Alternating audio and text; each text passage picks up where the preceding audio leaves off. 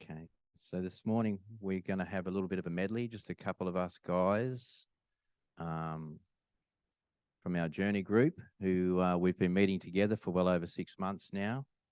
And Max has asked us to come along and just to share a little bit about the group and whatever. But first of all, it probably needs to be mentioned, it's not a guys group. It's not for just men. We have a men's prayer meeting on a Thursday night, and that's fantastic. But we also, there's 6 of us that gather together on a Tuesday night. We prepare and we come together and we just learn how to appreciate God, how to mature, and how to grow in Christ. You know, there are many different ways of baking a cake, but this is just one way, and we find that this works really well for where we are, for where we're at this time, and for what God is doing in our lives. It's been the change that I've seen in the guys there has been fantastic. And personally, for my own, maybe I'm viewing it through rose-colored glasses, I don't know, but the change in me has been fantastic because of the journey that we've been on. And a lot of it's got to do with the guys that are there. A lot of it, and most of it's got to do with Christ, how he shows up every morning and every evening. It's been fantastic.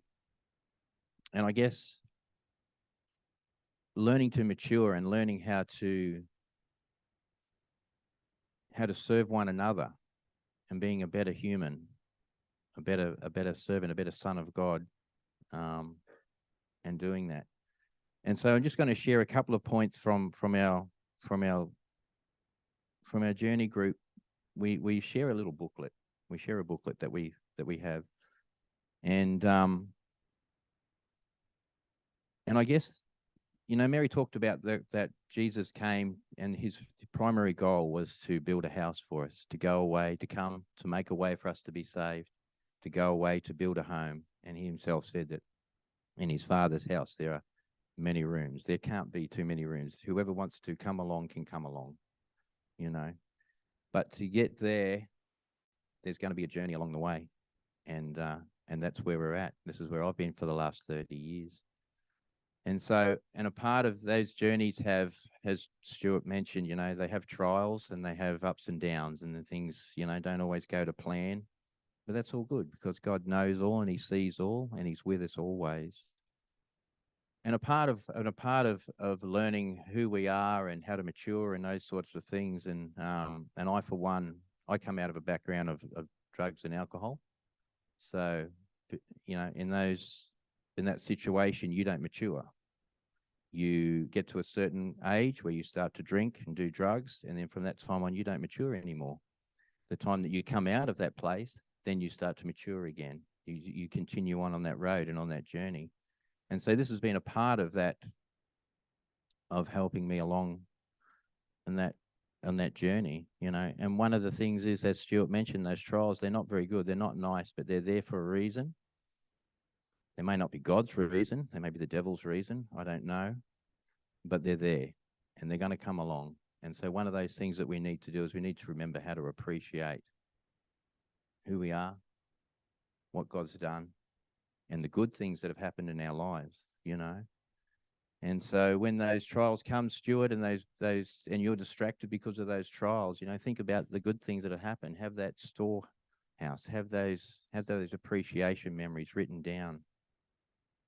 I don't like coming out here speaking. I don't like it at all. I hate it. So what do I do this morning? I have a group of appreciation memories that I like to read through. One of the main things is how God has told me and commissioned me to come out here and to speak and to talk. So that's one of the appreciation memories that I'll read. You know, and not only that, I have appreciation memories of my brothers who've said to me, Alex, you know, I really appreciate what you've said, what you say when you go out there. I appreciate the fact that you go and do it. Those are appreciation memories that I turn to and that I read and that I draw on when I need to. And today is one of those times because I have avoided being out here for the last 30 years. But, you know, and a part of maturing is doing the hard things. And so this is what this is. This is why I come out here. I don't like doing it. That's why I come and do announcements, because I don't like it and I find it hard. So I come out here and I do it. One day it won't be hard. I don't know when, but one day It'll happen and it won't be hard. And so I guess one of the important things about maturing and about being in a body and a group of believers is to stay relational, to stay together as one, to be there for one another. And you need to be relational and to remain relational. And one of the big things we say to each other, and is that, you need to keep the relationship bigger than the problem. And that's what Jesus does. First of all, he keeps our relationship with him bigger than the problem. So it doesn't matter what happens, be it good or bad, be it a trial, be it sin in our lives, or not simply walking as he would have us to walk. Okay, but first and foremost, he keeps that relationship more important than the problem. Yes, he'll deal with it later on in eternity. Yes, there's no walking away from it. But for now, Jesus simply wants to keep his relationship with us more important than anything that may seek to distract us and draw us away from where he wants us to be and to do what he wants us to do. And listening to the shepherd and drawing on those. Well, if you're going to stay relational, you need to communicate. So one of those things that we do is we have times where, I have my prayer times. I love praying in the car. I have prayer times at home in the morning and that.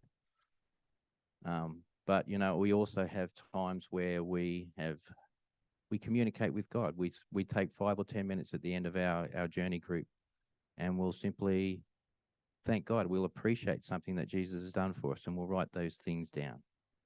And then we'll wait and we'll listen and we'll hear from God. We'll wait to hear what he has to say to us. 9 times out of 10, he's always got something to say. And it's something to lift. It's something to edify. It's something to build up. And it's something usually to share with our brothers to edify them as well. And so that's another way that we appreciate one another. And it's an awesome thing. And of course, one of the biggest things that I have mentioned already, and that's the change. There are 6 people that meet together faithfully. And we do it every Tuesday night. And obviously over time, you're going to build a camaraderie, you're going to build a relationship, you're going to build strength with one another to lift each other up and those sorts of things. But the change in the men, I've been around churches for 30 years and men kind of, change is like chewing on something hard, and it's we don't want to do it. But with these 6 guys, and I've seen it also with other guys that are here in the church as well, they want to change, they want to grow, they want to be what they can be for God, and they want to do it, and they want to minister for God. Minister means to serve, and they just want to go and serve, and they just want to be a part of what God's doing. And so, as I look around and I see those guys that are in that group, and my heart really goes out to them, and I say, bless you, mate. And I say, thank you.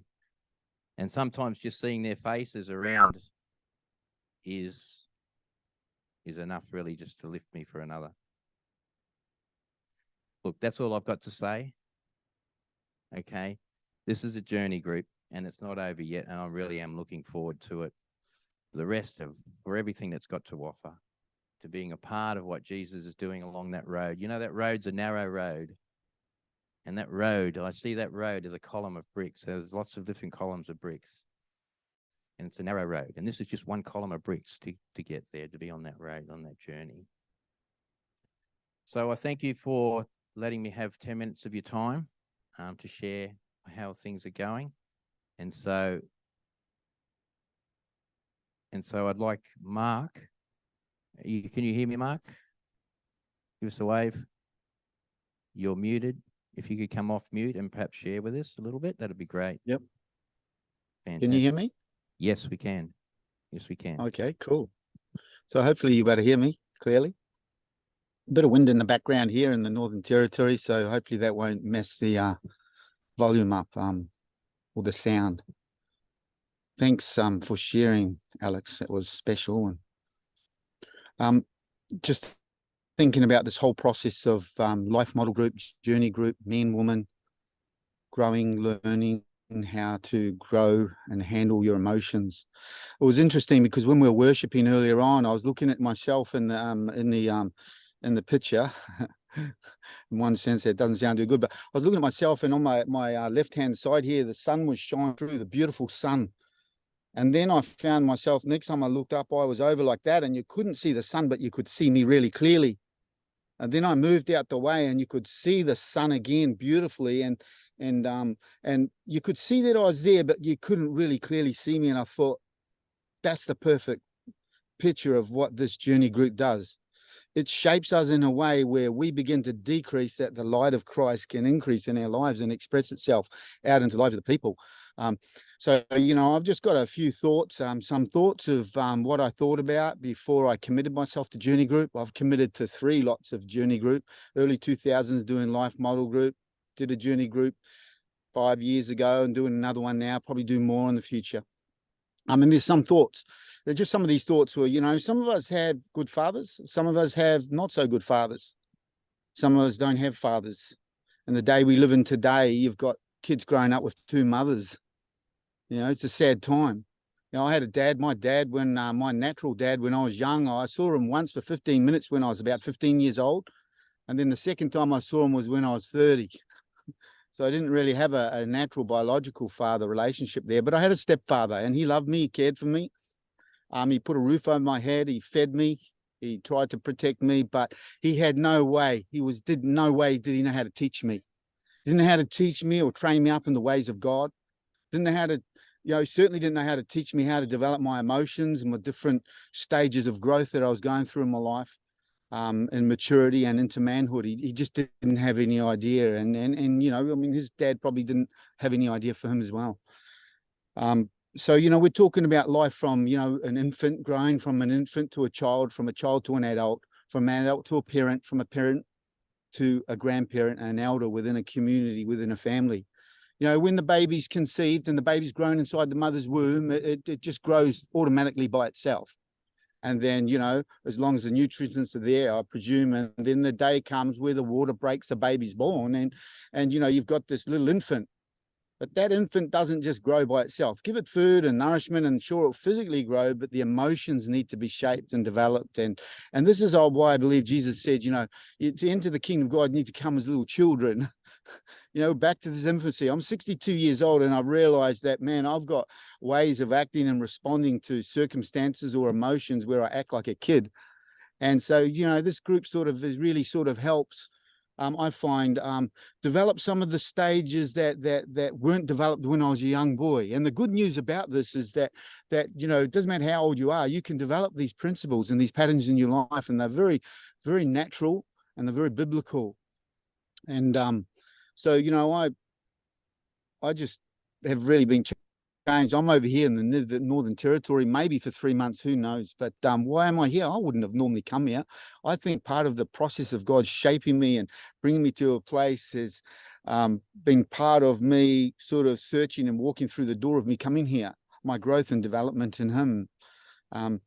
What are some of the things that I've learned? Well, I've learned that this life model group, this journey group, needs to become a way of life, and it becomes a journey. A bit like the Word of God. The Word of God needs to become a way of life, needs to come off the paper, off the page, off the black and white, into the life, and then express out into the real time, our life and our circumstances and our situations.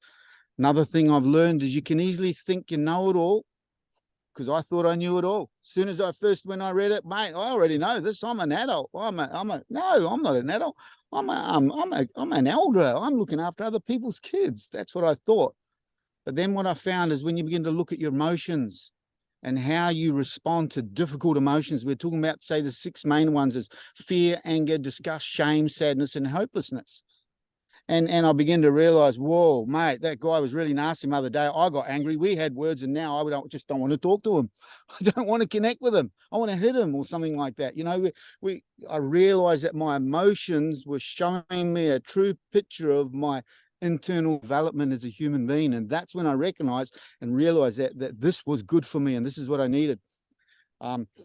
So the good news is that whatever age we are, whatever time, male, female, child, whatever, we can learn this stuff. It's easy. Alex held a book up there. It's just a simple, basic book, and it's a group, and you go on this journey together. Very beautiful. So that's a good thing. So an example of how this journey has helped me, just a simple example, I'll finish up here. I was at work this particular morning, start early in the morning. Like I'm up at, say a Monday morning, I'm up at 3 a.m. I'm working at 4 a.m. And, you can be pretty cranky when you get up and work at that time in the morning. I'm working out on the dock. There's trucks flying around. There's forklifts. There's, you got to be careful. You got to be focused for safety. And one of the guys who's above me out there's two main men, a guy called Dale and another guy called David. David runs the show. This particular day, this guy, Dale, he was just really grumpy.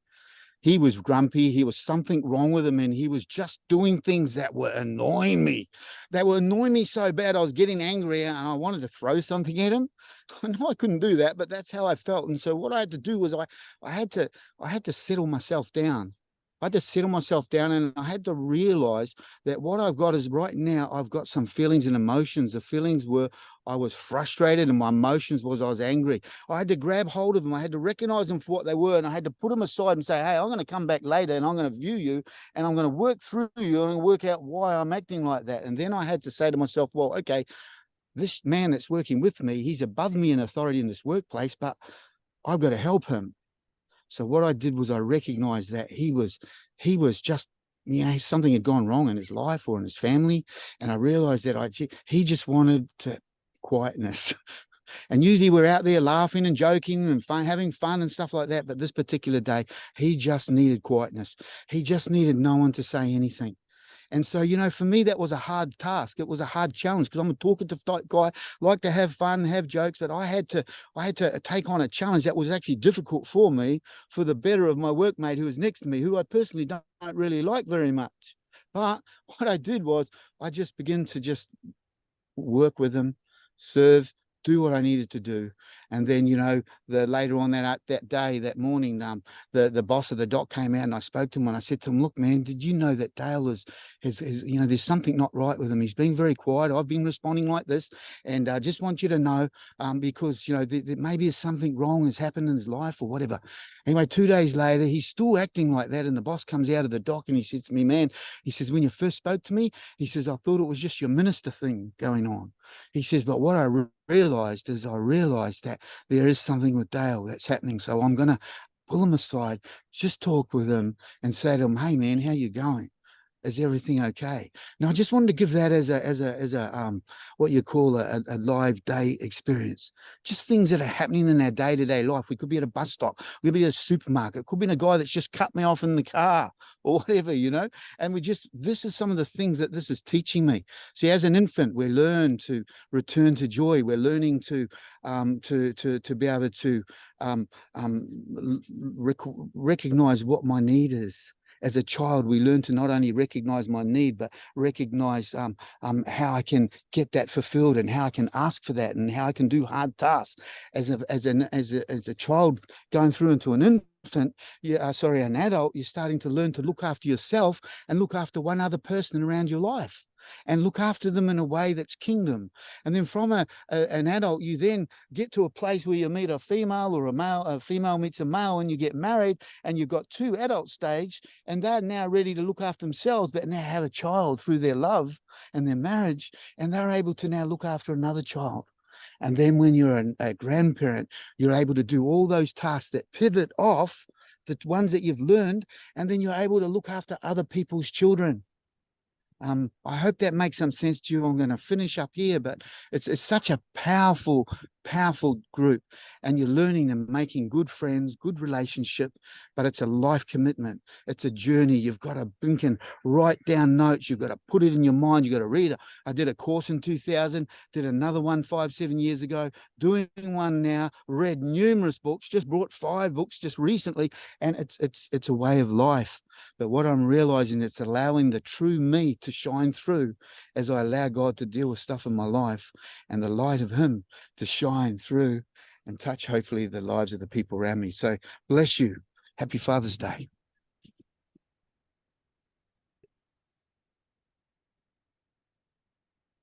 Bless you, Mark. Thank you very much. Thank you very much. When guys get around, start sharing their emotions and talking about and start caring about one another, that's just not the way the world programmed them. There's a change going on, and that's what we want to be a part of. So, Kevin, are you online?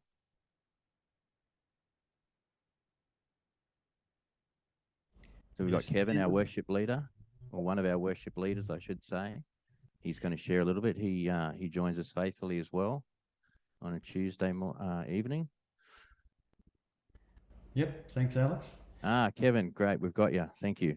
I hope you can hear me okay. I'm running off a couple of different computers and just looking at some notes and trying to do the whole thing. It was a hard kind of thing to figure out, well, how much do I share here or what should I share on? One of the things that kind of was striking me a bit just in terms of Father's Days was that here I am a father, but I'm in a succession or a line of fathers.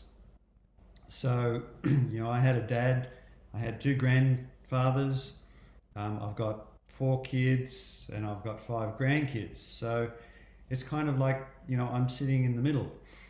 And I just had a bit of a look back through my family history and 170 years ago almost, my great-great-great-grandfather came out from Germany on a boat with his wife and 2 sons and a daughter, and they left 2 sons in Germany. He lived for 4 years in Australia and then he died. Then, his son married somebody else from Germany who came out a little bit later, and they then went on a journey. They did a journey across from South Australia, was where my great-great-great-grandfather and his family were.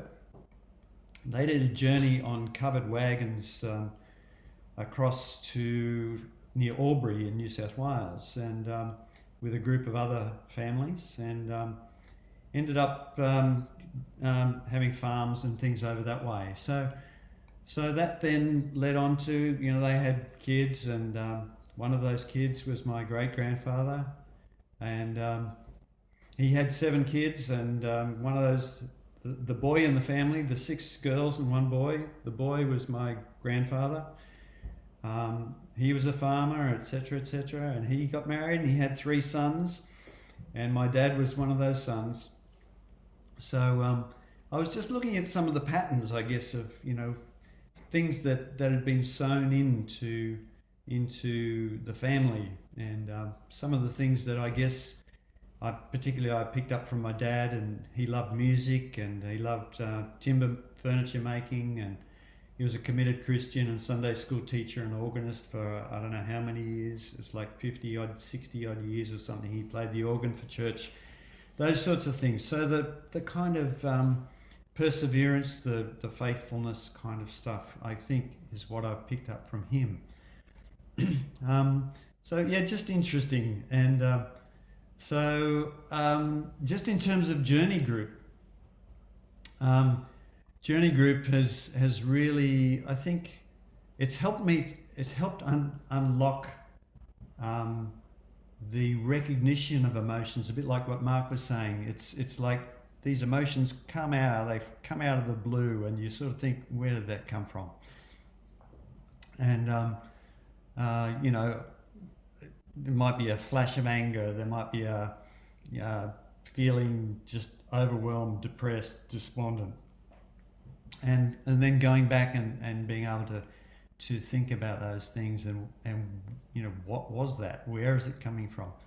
So part of that was looking at I guess a bit of hopeless despair and things like that has come. We've been going through various things over the last 18 months since we've been down here in Geelong. Probably the most interesting thing that for me has been, though, is an infant task, which is learning how to rest. And I've been so here's a joyful journaling from July this year, where we just spent a bit of time. And Emmanuel, I said to Emmanuel, maturity tasks do you see that I have not yet completed? And he said, check the list. Learn how to rest, which is the infant stage. You are almost always on the move. If you rest, you feel that you are wasting time and you should be doing something. This is related to needing to control the fear of not having enough, of being poor, of shame at being inadequate. Try a few days of rest and see what happens. So I said, well, I've got my littlest grandson with me for the next 2 days. Show me how to rest with him too. And that's been a bit of a journey as well, in terms of knowing the maturity tasks and knowing where my 2 grandsons are, age 5 and now 3, and infant stage and now sort of going into child stage for the older one. And just knowing and helping them to have their needs met, but also learning how to begin to care for themselves, etc. So that's been a really good thing. A second joyful journaling a few weeks ago. I said, what do you want me to focus on regarding maturity tasks at this time? Manuel says again, take time to rest and reflect. The work will still be there tomorrow. Take time to understand yourself and where you need to grow into a more mature person, so that I can unlock what I've placed within you. I've given you many things for you to give to others, so be that person. And then I said to him, taking time to rest and reflect, that sounds like a holiday. Building structures within, maybe? And Emmanuel says, yes, to support you for the rest of your life here on earth. And that, as I was reflecting on the, it's almost like the chain of generations and where I fit in that chain. I've got a certain amount of time, and to be a person who can act at eldership level, in the sense of caring for a community and those around me. It takes internal structures to be able to do that. And I loved what I got a Father's Day card from Renata. Came in the mail this morning, and she says, Dear Kevin, happy Father's Day and Grandfather's Day, which is probably more appropriate now. The ladies in the church hope both children and grandchildren bring you great joy. And when thinking about you, I sensed he is good, he is dependable, he is willing to go where I go. He is my son, and in his own right a true father. Our father of many says, in inverted commas, lean into me, son. I like it when you want to be held by me. And that's that rest, isn't it? So thank you, Renata. Happy Father's Day, she says. So from Jenny. So there's me. That's Journey Group for me and what's happening.